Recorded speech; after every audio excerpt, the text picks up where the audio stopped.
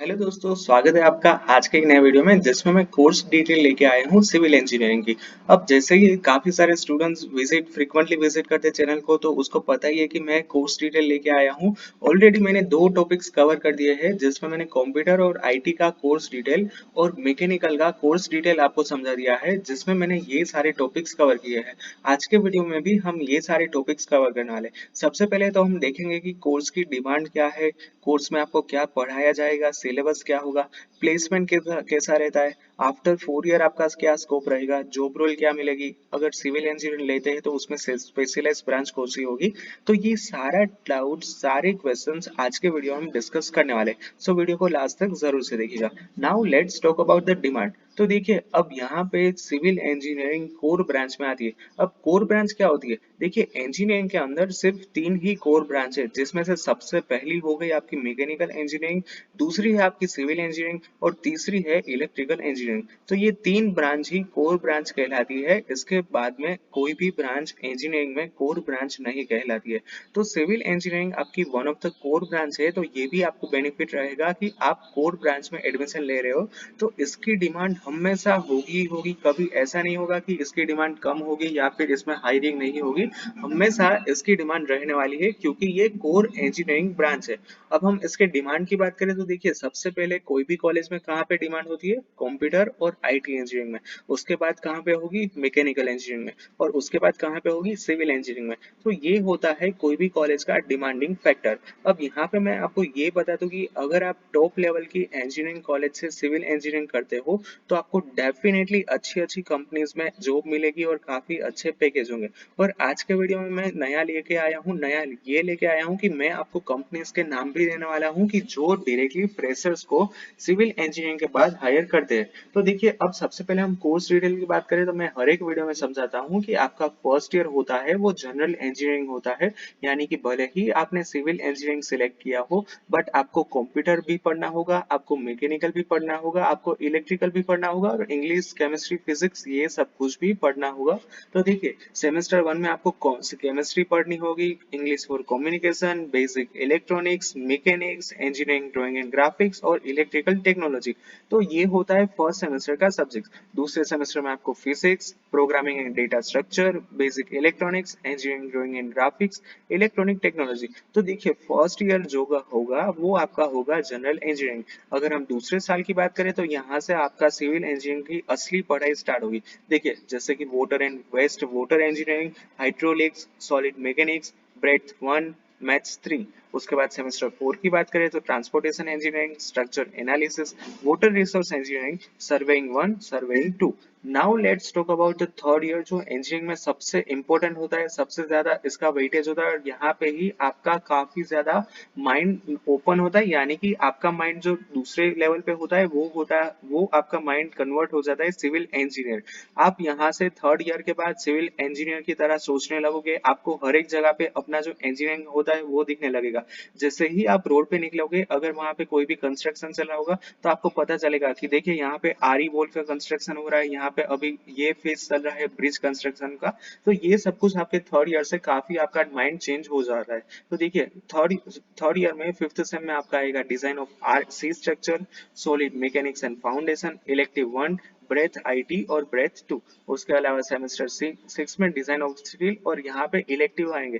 Elective यानी कि यहाँ पे आपके पास आपकी कॉलेज दो तीन चॉइस देती है, आपको उसमें से सिलेक्ट करना होगा कि आपको कौन सा सब्जेक्ट्स पढ़ना होगा। अब सेमेस्टर सात और आठ की बात करें तो यहाँ पे आपका इम्पोर्टेंट ये रहेगा प्रोजेक्ट। प्रोजेक्ट आपका काफी इंपॉर्टेंट रहेगा क्योंकि प्रोजेक्ट ही आपका प्लेसमेंट डिसाइड करता है और प्रोजेक्ट ही आपका पैकेज डिसाइड करता है। इसके अलावा यहाँ पे मैं आपको सजेशन देता हूँ कि आप केड एप्लीकेशन जरूर से सीख लेना, हो सके तो फर्स्ट या सेकंड सेम में ही ये सीखना स्टार्ट कर लेना। अब यहाँ पे मैं आपको थोड़ा सा स्पेशलाइज ब्रांच बताना चाहता हूँ क्योंकि सबसे ज्यादा सिविल इंजीनियरिंग के अंदर आपको स्पेशलाइज ब्रांच मिलेगी, जैसे कि construction engineering, coastal and ocean engineering, Jio technical engineering, fire protection, structural engineering, general engineering और ब्रिज इंजीनियरिंग। इसके अलावा भी आपके पास काफी सारे स्पेशलाइज ब्रांच आपको अवेलेबल होते हैं सिविल इंजीनियरिंग की, जैसे कि irrigation engineering, land development, materials engineering, transportation engineering, urban engineering, hydraulics engineering, water resource engineering, and last one is environmental engineering. तो सिविल इंजीनियरिंग में आपके पास काफी वाइड वेराइटीज मिलती है, स्पेशलाइज ब्रांच में क्या आपको सिलेक्ट करना है। तो सिविल इंजीनियरिंग में आप अपने अकॉर्डिंग, आप अपने नॉलेज के अकॉर्डिंग कोई भी स्पेशलाइज ब्रांच भी सिलेक्ट कर सकते हो। और इसके बाद आपके पास एक एडवांटेज तो रहेगा ही कि अगर आपने इसमें बैचलर किया तो आपके पास आफ्टर 4 ईयर आप मास्टर्स भी कोई स्पेशलाइज ब्रांच में कर सकते हो। अगर आपको यहाँ पे अभी नहीं पता है कि आपको कौन सा ब्रिज इंजीनियरिंग लेना चाहिए या फिर लैंड इरिगेशन या फिर कौन सा सिलेक्ट करना चाहिए, तो आप जनरल सिविल इंजीनियरिंग कर सकते हो 4 साल में। और उसके बाद कोई अच्छी आईआईटी और टॉप लेवल की कॉलेज में आप 2 साल मास्टर्स कोई स्पेशलाइज ब्रांच में कर सकते हो। तो फिर आपका पैकेज, स्टार्टिंग पैकेज ही 12 से 16 लाख का मिनिमम होगा और इसके चांसेस काफी ज्यादा बढ़ जाएंगे। अब हम बात करते हैं जॉब प्रोफाइल की। अब मान लीजिए कि आपने सिविल इंजीनियरिंग किया है, तो after completion of civil engineering आपको कौन सी जॉब मिलेगी। तो देखिए यहाँ पे मैंने जो सबसे ज्यादा फ्रीक्वेंट जॉब मिलती है ना, जॉब ऑफर होती है, वो मैंने आपको दिखाई है। जिसमें सबसे पहले है स्ट्रक्चरल इंजीनियर, जिसमें आपको एवरेज पैकेज मिलता है 4 to 5 LPA। अगर हम जियो टेक्निकल इंजीनियरिंग की बात करें तो इसमें आपको मिलता है 3 से 4 LPA। साइट इंजीनियरिंग को मिलता है 2.5 से लेके 3 LPA। कंस्ट्रक्शन इंजीनियरिंग की बात करें तो वो होता है 3.5 से लेके 4 LPA। लेक्चरर्स और प्रोफेसर को मिलता है यहाँ पे 3.5 से 5 LPA का। अब आप बोलोगे कि क्या इतनी ही पोस्ट मिलती है, तो देखिए आंसर इज नो। इससे ज्यादा कई वाइड वेराइटीज है आपकी प्लेसमेंट, आपकी जॉब पोस्ट के लिए, बट ये जो है ना वो मोस्ट फ्रीक्वेंट है, तो इसीलिए मैंने आपको यहाँ पे दिखाया है। नेक्स्ट है कि most hiring companies from civil engineering. तो देखिए सबसे ज्यादा हर साल जो हायर करती कंपनी है वो है L&T, यानी कि लार्सन एंड टूब्रो। ये सबसे ज्यादा फ्रेशर्स को हायर करते हैं सिविल, मैकेनिकल, इलेक्ट्रिकल इंजीनियरिंग में से, ठीक है। दूसरा है महितास infra limited, Tata consultancy engineering limited, land transformation authority, उसके बाद Jacobs engineering, power and corporation of India. उसके अलावा भी काफी सारी आपके पास यहाँ पे टेक्निकल और दूसरी कंपनीज है। Now let's talk about the skill set. तो देखिए एज अ सिविल इंजीनियर आपके पास ये सारा स्किल सेट तो मिनिमम और डेफिनेटली होना ही चाहिए। जिसमें से सबसे पहला है लीडरशिप स्किल, दूसरा है negotiation skill, attend to detail, good time management, problem solving skill, ability to visualise, team player और पैशन फॉर लर्निंग। अब जैसे ही आप इंजीनियरिंग में पढ़ाई स्टार्ट करोगे तो ये स्किल सेट आपकी डेफिनेटली डेवलप होनी स्टार्ट हो जाएगी, और ये स्किल सेट तो आपको डेफिनेटली चाहिए after completion of your engineering. क्योंकि अगर इसमें से कोई भी स्किल सेट नहीं हुई तो फिर यहाँ पे आपका अच्छा प्लेसमेंट होने के चांसेस काफी कम है। बट अभी यहाँ पे मैं सिर्फ आपको सिर्फ इंट्रो दे रहा हूँ, रेफरेंस के लिए दे रहा हूँ। इसमें मैं आपको काफी आगे चल के हेल्प करूंगा कि कैसे आप अपनी लीडरशिप स्किल डेवलप कर पाओ, कैसे टीम प्लेयर बन पाओ, वो मैं डेफिनेटली आपको सिखा दूंगा। नाउ लेट्स टॉक अबाउट, तो मान लीजिए कि आफ्टर 4 ईयर क्या आपके पास है। तो देखिए सबसे ज्यादा मैंने देखा है कि सिविल इंजीनियर्स पीएसयू में जाते हैं, यानी कि पब्लिक सेक्टर यूनिट। अब आप पूछोगे कि पीएसयू का मतलब क्या होता है, तो देखिए जितनी भी गवर्नमेंट की बड़ी बड़ी कंपनीज होती है, जैसे कि ओएनजीसी हो गया, फिर बेल हो गया, भारत इलेक्ट्रॉनिक्स लिमिटेड, ये सारी कंपनीज को बोला जाता है पीएसयू।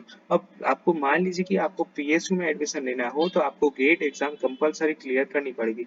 उसके बाद काफी सारे स्टूडेंट्स गेट एग्जाम के बाद आईआईटी और एनआईटी में से सिविल इंजीनियरिंग में कोई भी स्पेशलाइज्ड ब्रांच में मास्टर्स करते हैं। ये भी आपके पास काफी अच्छा चॉइस है, प्लेसमेंट भी अच्छा ऑप्शन है, यूपीएससी जीपीएससी ऑप्शन है, और इसके अलावा आपके पास काफी सारी वाइड वेराइटीज है। बट यहाँ पे मैंने मोस्ट फ्रीक्वेंट जो आपको देते हैं जॉब ऑफर, वो मैंने आपको यहाँ पे दी है। So that's it for today's video. I hope कि आज का वीडियो आपको थोड़ा सा इन्फॉर्मेटिव लगा होगा। अगर वीडियो अच्छा लगा then please press like button. अगर वीडियो को लास्ट तक देख रहे हैं then subscribe my channel and press the bell icon for the latest notification. Thank you.